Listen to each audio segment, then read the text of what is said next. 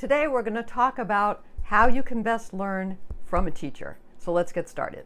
I'm going to start this video by telling you why I do certain things. I do not teach specific lessons. You will not find from me a lesson on how to paint trees, a lesson on how to paint apples, a lesson on how to paint a face, a lesson on how to paint a tiger, a lesson on how to paint a whale. Not that there's anything wrong with that. You know, you can get on the line, you can even buy kits that will show you how to do that. And they're useful. They can be really helpful and really entertaining.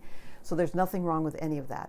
But I'm going to tell you a story, which of course shows me in a bad light. All my stories show me in a bad light, but it was really telling.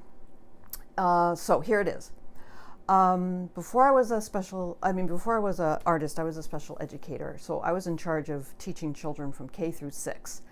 That's a variety of skills.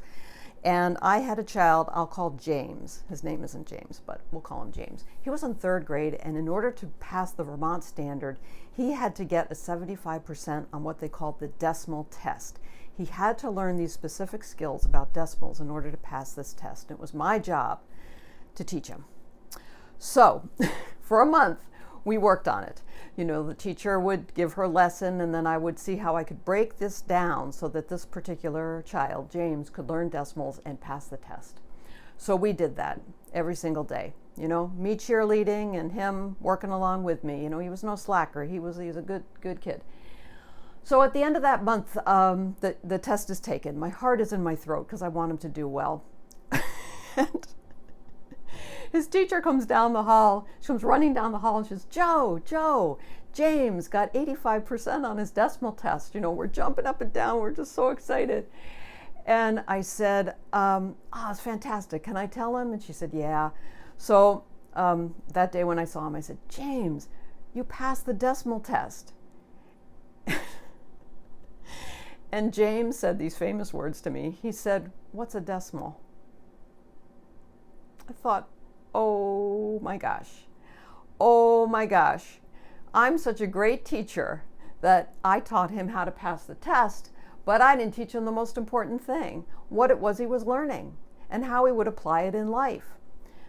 So after that, whenever I was given the task of having to teach, you know, a 3rd grader about decimals, I said, yeah, I'll do it, you know, but I'm going to teach him in terms of counting change, like 25 cents or a penny, or 50 cents or 75 cents, or I'll talk to the person about how what 20% means when you go to a sale, or what it means to go and take out a car loan. You know, it had to be, I was willing to teach the skills, but it had to be incorporated in a practical way that would anchor in some way the learning that this person could then take on into later life and find it useful, so that they would not ever have to say to me, what's a decimal? That was just, I thank that student for teaching me that lesson, and the arrogance that I had is astounding to me. But we'll leave that aside, because what I did was I carried it forward to where we are now. That is why I do not sit down and teach how to paint apples. I know I've made videos about these things. That's one thing. But overall, what I'm doing is what I'm trying to do is teach a different way of seeing. A way of seeing so that when you sit down in front of apples or a face or a dog or anything, that you have all the tools in the tool belt that you need in order to break that thing that you see up into the different parts and plug color into value, into shape, and therefore be able to use your painting skills in a practical way wherever you are, and that there's no dependency, you know, no dependency.